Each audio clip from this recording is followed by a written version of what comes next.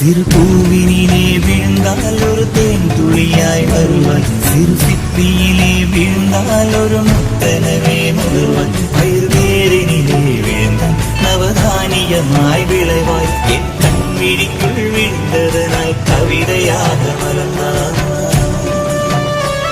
அந்த இயற்கை என்னை படைத்தால் ஒரு பெரிய ஷவர் இது, அழைந்த வயது கழிந்த பிறகெங்கு நனைவது, இவள் கண்ணி என்பதை இந்த மழை கண்டறிந்து சொல்லியது. சக்கரவாகமோ மழையை அருந்துமா, நான் சக்கரவாக பறவையாவேன்.